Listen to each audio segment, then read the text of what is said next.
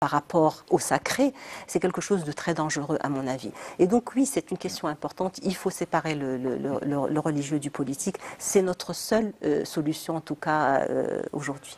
Tout à l'heure vous avez parlé justement de figures féminines en islam qui sont des modèles d'émancipation. Il y a un personnage historique sur lequel vous insistez beaucoup, c'est Aïcha, Al-Mu'minin, l'épouse des prophètes et Bint Abu Bakr, le premier calife d'islam. Pourquoi ce personnage en particulier ? Bah écoutez, ça a été la première femme qui a, la première femme érudite, la première femme moufti, alors qu'aujourd'hui, les femmes mouftis sont interdites. Vous savez les femmes n'ont pas le droit d'être mouftis. Et donc, comment expliquer qu'une femme, après la mort du prophète, d'ailleurs, le prophète lui-même demandait à ses compagnons, c'est-à-dire qu'elle avait un bagage, si on veut, religieux, intellectuel très très important. Et c'est une femme qui a été moufti, qui a été érudite dans tout ce qui est tafsir, dans le commentaire, dans les hadiths aussi. Il y a un livre que l'imam Zamarchari a écrit sur elle et où elle corrige plus de 80 hadiths émis par d'éminents compagnons, notamment Abu Huraira qui a été très prolifique par rapport à ça. Et c'est très intéressant de voir, par exemple, je donnerai l'exemple d'un hadith qu'elle a critiqué de façon féroce, celui de la prière. Apparemment, ce hadith dit que, c'est Abu Huraira qui le dit, Abu Huraira ou Abu Dar, je ne me rappelle plus, en tout cas... C'est l'interruption de la prière. L'interruption de la prière est faite par un âne, un chien noir, la précision noire, je ne sais pas ce qu'elle vient faire ici, et une femme. C'est-à-dire si une femme passe devant quelqu'un qui fait la prière, ou un âne, ou un chien noir, ça pourrait interrompre la prière. Elle a été dans tous ses états, l'imam Zarchari explique comment elle a été outrée devant ce... Et elle a même interpellé Abu Huraira pour lui expliquer que il était complètement, c'était complètement faux. Et elle a décrit quelque chose qui est très intéressant. Elle a juré par Dieu que la plupart des prières du prophète se faisaient alors qu'elle était allongée devant lui. Mais malheureusement, ce hadith existe toujours dans Sahih al-Bukhari. Oui. Et c'est ça qui est quand même malheureux, de trouver que quand même des femmes comme Aïcha, qui a été érudite dans la tradition et tout ça, et qui a critiqué ce hadith, eh bien il est toujours dans le Sahih al-Bukhari, et il est aujourd'hui transmis, enseigné à la majorité de nos étudiants dans les cursus islamiques. Comparons la femme aux bêtes. Voilà. D'où l'expression al-marahashak. Voilà, mais c'est exactement ça. Aïcha a été plus que ça, elle a été une femme politique. C'est l'une des rares femmes, ou la seule femme qui a tenu tête à un calife. C'est-à-dire elle a eu une armée, et la fameuse bataille du chameau, qu'on appelle la bataille du chameau. Face au calife Ali. Voilà, face à l'imam Ali, avec Zubayr et Ibn Zubayr ou Talha. Elle revendiquait, donc, parce que pour la mort de Uthman, elle revendiquait les représailles, alors que l'imam Ali voulait atténuer avant de régler ce problème des assassins Elle sort, déjà avant, elle va pendant des mois sortir donc de chez elle, et elle va aller dans les mosquées, elle va ameuter les gens, elle va créer donc au niveau des mosquées toutes des assemblées pour leur expliquer pourquoi il fallait sortir contre ce calife-là. C'est un leader politique. C'est une question de leadership féminin politique incroyable. Il y a 14 siècles. Alors imaginez la symbolique d'une femme devant un calife quand même. Bon, on peut être d'accord ou ne pas être d'accord sur les causes, etc. Mais c'est une image très importante. Ce que je voulais revenir, deux choses, pour voir comment l'histoire peut être très misogyne, et elle est misogyne avec les femmes. On a appelé ça la bataille du chameau, c'était la bataille de Aïcha. Mais pourquoi le chameau? C'est parce qu'elle était sur ce chameau-là. Mais moi j'ai l'impression que c'est pour effacer le nom de Aïcha. C'est pas un détail, c'est très important. La deuxième chose, c'est que cette femme-là, en tant que mère des croyants, elle avait reçu un verset qui est très important, qui est celui du hijab. Le hijab, c'est ça, c'est pas le khimar, c'est pas le foulard. Le hijab, c'est que les femmes des croyantes, les mères des croyantes, femmes du prophète, devaient, selon une prescription coranique, rester chez elles. Mais c'est une question qu'elle a comprise, elle, comment? Comme une question de vie privée. Mais ça veut dire que ça ne l'a pas empêchée d'être active c'est-à-dire dans l'action politique. Donc elle l'a compris comme ça. Et des siècles après, on a marginalisé les femmes dans des harems. Une petite question avant, je cède la parole à Souleymane et Afad. Vous défendez énormément un concept qui s'appelle le féminisme islamique. Je veux bien savoir ce que ça veut dire, le féminisme islamique, et qu'est-ce qu'il différencie par rapport aux autres féminismes. Vous avez écrit énormément sur ça, par exemple dans ce livre, Femmes, Islam et Occident, parmi d'autres livres. Rapidement, en 2 mots, ça veut dire quoi le féminisme islamique? Ou en 2 mots, c'est pas possible. Non, alors en 2 phrases. Non, juste pour vous dire que je ne défends pas d'une façon, ce n'est pas une priorité pour moi, mais c'est juste pour expliquer que le féminisme est une lutte des femmes à travers toute l'histoire de l'humanité. Moi, je suis contre ce concept qui a été, on pense qu'il a été, c'est vrai qu'il a été théorisé en Occident, c'est vrai. Mais c'est une définition qui est assez restrictive, parce que la définition universaliste, c'est le féminisme est une lutte des femmes continue à travers l'histoire donc de l'humanité. Et là où il y a subordination, oppression patriarcale des femmes, eh bien, il y a une lutte des femmes. Au Maroc, avant de parler du féminisme islamique, un féminisme nationaliste. Les femmes ont lutté lors des luttes nationalistes partout dans le Maghreb arabe, en Égypte, en Chine, en Asie, etc. Il y a des féminismes contextualisés. Je citerai les féminismes religieux, par exemple. Il y a un féminisme de libération, de théologie de libération en Amérique latine. Il y a le féminisme black féminisme au sein des États-Unis. Il y a le féminisme juif. Il y a le féminisme chrétien. Et donc, pourquoi pas un féminisme islamique? Alors, qu'est-ce que veut dire un féminisme islamique? Le féminisme islamique, c'est un mouvement, une dynamique de femmes qui est née dans les années fin 80, début 90, qui est née en fait entre l'Iran, la Malaisie et dans certaines communautés musulmanes, surtout aux États-Unis, de femmes théologiennes, académiciennes, qui ont étudié les textes et qui ont remarqué qu'il y avait que, en fait, cette question d'inégalité, cette question de discrimination n'était pas inhérente au texte, mais aux interprétations. Et donc, elles ont décidé d'aller bien étudier tout ça. Et donc, elles ont fait cette part des choses en disant que ce n'est pas l'islam qui nous opprime, ce sont les interprétations patriarcales faites par des hommes pendant des siècles. Donc, on va lutter à partir donc de cette connaissance qu'on a des textes par rapport à ça, parce qu'on nous discrimine à partir de ces textes-là. Elles ont décidé de faire une relecture féminine, que j'appellerais féminine ou féministe, donc des textes à partir... Et elles vont... et la théorie fondamentale chez ce genre de femmes, c'est que la justice et l'égalité sont au centre du message spirituel.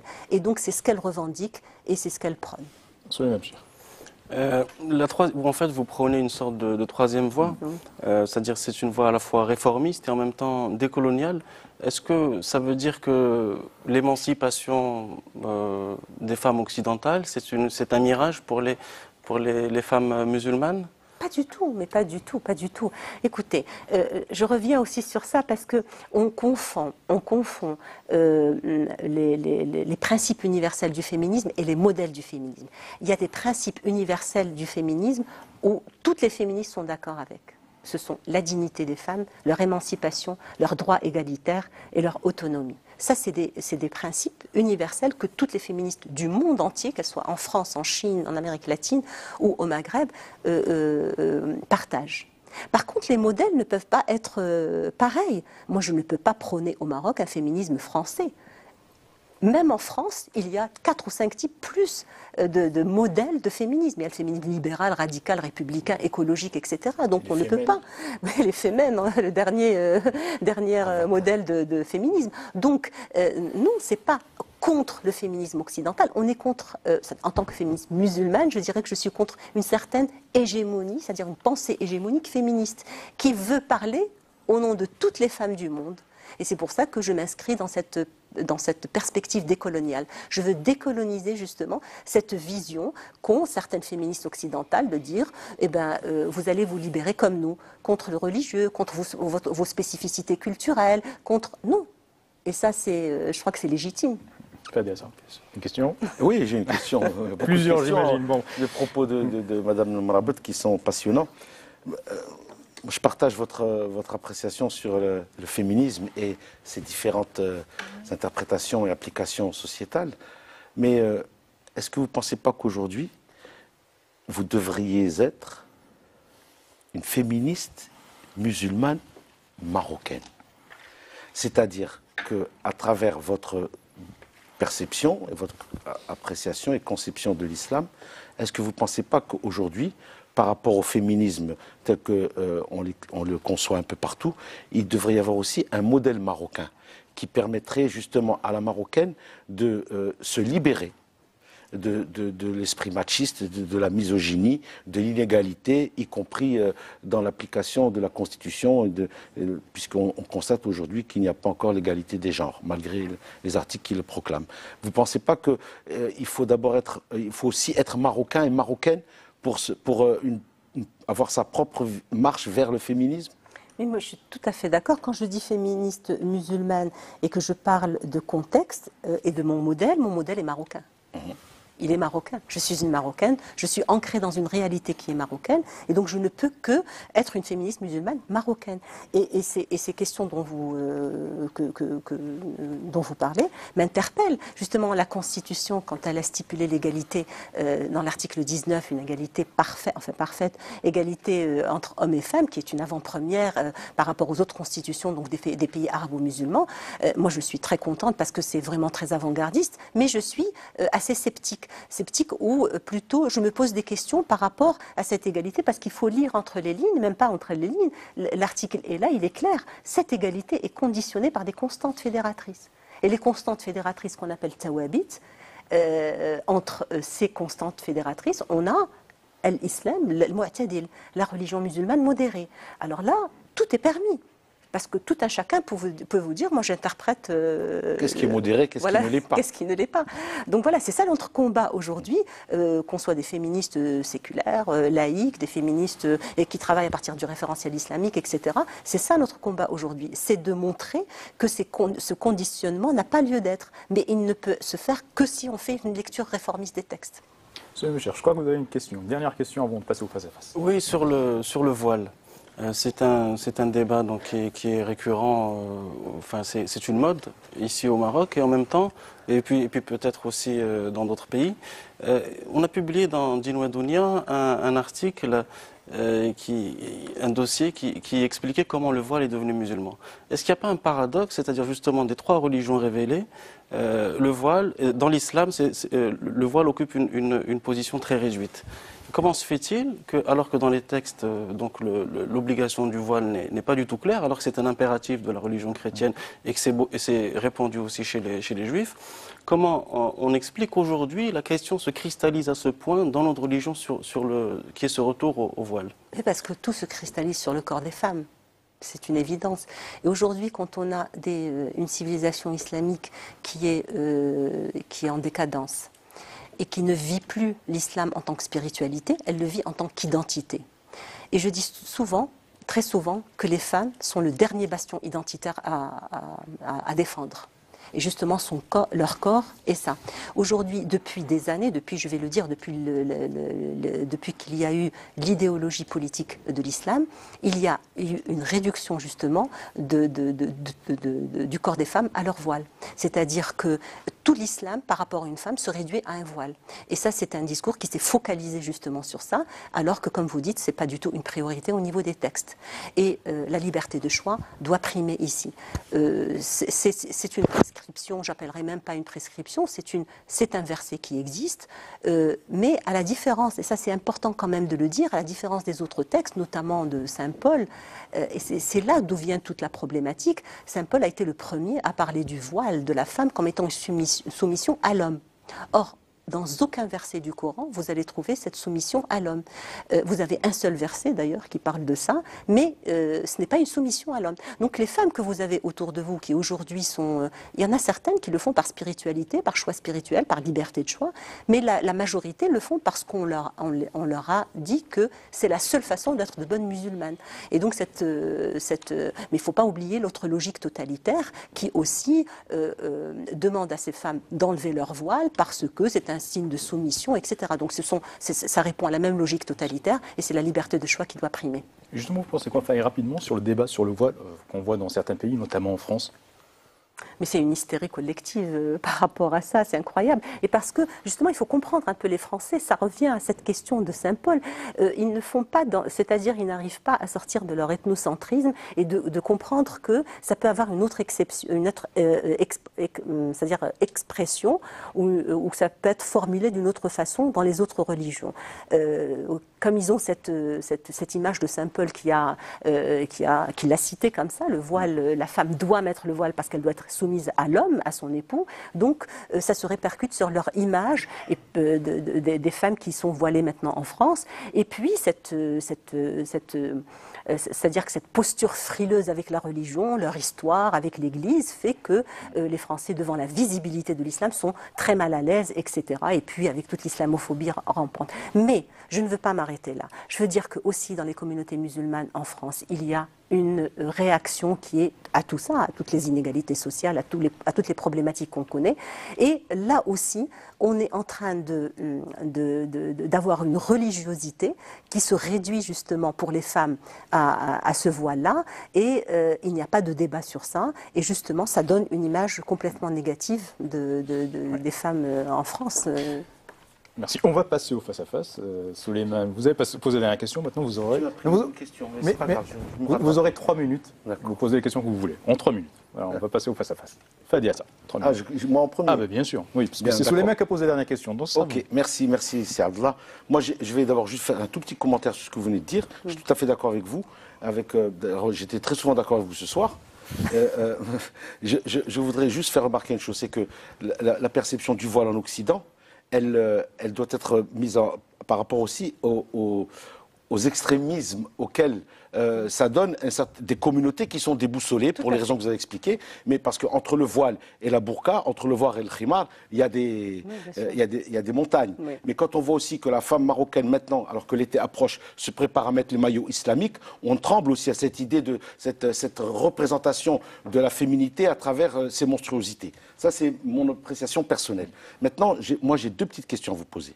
La première, un sondage récent qui prête peut-être un peu à critique, disent qu'une majorité de Marocains se sentent plus musulmans que Marocains. Qu'est-ce que vous en pensez? La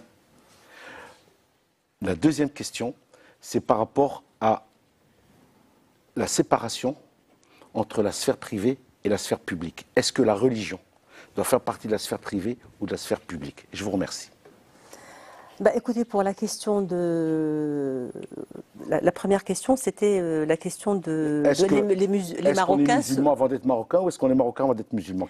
Le problème qui se passe aujourd'hui, c'est qu'il y a tellement de frustration socio-économique, précarité, etc., qu'on se replie sur l'identité. Et l'identité religieuse devient la seule c'est-à-dire la seule identité possible, alors que tous les êtres humains, on est pluriel sur le plan identité. Et donc, c'est une grosse problématique, alors qu'on doit être marocain. On doit être marocain, de confession musulmane ou pas. Et puis, il y a des athées et des agnostiques aussi qu'on ne doit pas oublier. Donc, moi, je pense qu'il faut revenir à cette question de citoyenneté. Voilà. À qui le dites-vous? Vous avez encore 1 minute. La deuxième question, c'était rappelez-moi, c'était La deuxième question, c'était la sphère privée et la sphère publique. Mais ça, c'est clair. En islam, c'est très clair qu'il y a une sphère publique et une sphère privée. La sphère privée, c'est tout ce qui est ibadat, devant la foi, la conviction entre Dieu. Bien sûr, il y a du collectif dans ce qu'on appelle le rituel, dans la mosquée, etc. Mais tout ça reste de l'ordre donc du privé et du personnel. Et la sphère publique, c'est là où le Coran est très exigeant. C'est là où il demande l'exigence de justice. Et c'est ça ce qui est important. Merci. Je passe au deuxième face-à-face, Souleymane Benchir.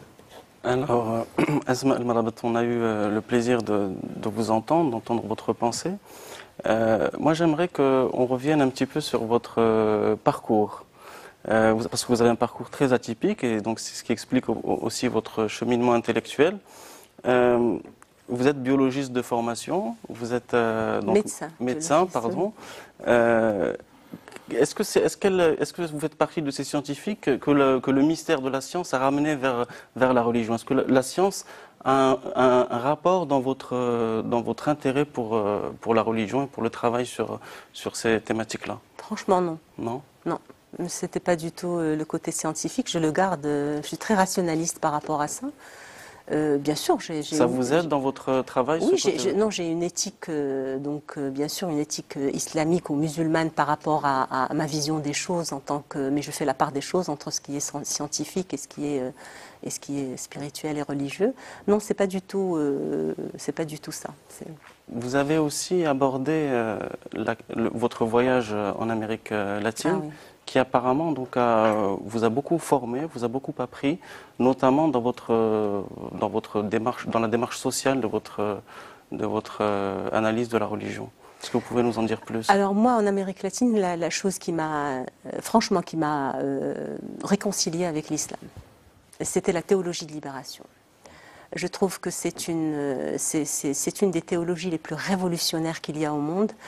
Et c'est d'ailleurs, c'est une théologie qui a été pendant longtemps en guerre contre le Vatican et l'Église l'a beaucoup, c'est-à-dire persécutée. Tout simplement pourquoi? Parce qu'elle revient à quelque chose de très simple, à la libération de l'être humain, qu'il soit homme ou femme, et aux démunis, aux pauvres, comme Jésus les voyait. Et donc, moi, j'estime que cette théologie de libération, elle existe aussi en islam. Le Coran parle beaucoup de l'mustad'afina fil ard, les opprimés sur terre. Et je trouve que c'est très beau et que les musulmans ont raté le coche en ne donnant pas d'importance justement à cette théologie de libération. Alors, autre question, c'est concernant votre environnement familial. Vous parlez souvent, je vous ai déjà vu dire ça, que rien ne vous destinait en fait on va dire, à intervenir dans des milieux de théologiens avec une famille plutôt de gauche, plutôt francophone à la base. Quel est le moteur qui a fait que vous êtes revenu en fait? Il s'agit d'un retour à l'islam, non? Non, je ne suis pas une born again comme, non, bien sûr. comme Bush. Oui. Non, vous savez, on est culturellement dans une religion, et puis à certains moments, à l'adolescence et tout ça, on remet en question beaucoup de choses, comme je pense toute notre génération. Il y a des choses qui nous fâchaient dans notre tradition religieuse, etc. Et moi, ça a été toujours la question des femmes. Je trouvais qu'elles étaient dévalorisées par rapport à un Dieu que j'estimais. Moi, j'ai toujours eu, j'ai été éduquée chez les sœurs catholiques qui m'ont transmis l'amour de Dieu. Et je trouvais ce Dieu très beau, etc. Et j'estimais qu'il y avait quelque chose d'injuste dans l'islam. Et voilà, donc c'est pour ça que je suis partie chercher moi-même, parce que je ne voulais pas qu'on me dise ce que j'avais à faire. Madame Asma, vous avez tellement hésité à venir à cette émission. Vous êtes enfin, voilà, c'est un secret, mais je vais le dire. Au Maroc, il y a une demande d'intervention des intellectuels. Pourquoi les intellectuels refusent d'aller à la télé, de faire des interventions publiques? Pourquoi, à votre avis? Il y a une demande sur ça, par contre. Alors, je vais vous dire, peut-être parce qu'on a... En tout cas, moi, je vais parler pour moi-même, je ne vais pas parler pour les autres. Moi, j'ai très peur de tomber dans le registre de l'intellectuel médiatique, qu'on appelle dans tous les plateaux pour toutes les sauces. Je pense qu'il y a aujourd'hui une dilution de ce qu'on peut appeler l'intellectuel. Il y a des expertises et on ne peut pas parler sur tout. Et je pense qu'il faut garder une certaine décence, une certaine humilité. Je ne peux pas tout savoir, on peut pas. Et puis parler trop, c'est toujours, c'est pas sage. On va passer à vos choix. Vous avez choisi une photo. Justement, c'est une intellectuelle qu'on va découvrir dans cette photo. Elle va apparaître maintenant. Est-ce que vous pouvez commenter cette photo? On voit à votre droite, je pense, Fatima El-Mernissi, Allah yarhamha, qui vient de disparaître. Alors Fatima El-Mernissi, ça a été, en tout cas pour moi, avant de la connaître, ça a été une icône, comme pour la plupart des Marocains qui l'ont connue, une icône académique, une icône intellectuelle, qui a beaucoup souffert au Maroc, il faut le dire. Elle a eu une reconnaissance internationale, mais pas beaucoup de reconnaissance nationale pendant un bon bout de temps. Elle a même été persécutée, si je peux le dire, pour ses écrits qui ont été censurés, etc. Alors que c'est la première femme, je peux dire ça sur le plan international, qui a... fait sauter un verrou très important qui est celui-ci, celui de désacraliser les interprétations humaines des érudits. C'était la première à avoir critiqué un hadith très important, qui d'ailleurs s'avère inauthentique, donc celui de, enfin, donc il y a beaucoup de débats et qui est très polémique sur le fait que nul peuple n'aura la gloire s'il est gouverné par une femme. Et donc ça a été la première justement à déverrouiller tout ça et à montrer que ce sont les interprétations patriarcales qui... Alors, je l'ai connue après, c'est-à-dire à la fin de sa vie, j'ai été très proche d'elle et j'ai découvert une femme d'une générosité incroyable. Une femme qui avait le souci des pauvres, elle aussi, et des jeunes. Vous savez qu'elle partait une fois par semaine à Hay Karima, à Salé, parce qu'elle voulait savoir et dialoguer, partager avec ces jeunes-là. Elle était malade de voir les jeunes chômeurs, elle était malade de voir les gens démunis, et cette générosité-là, chez les intellectuels d'aujourd'hui, est très rare.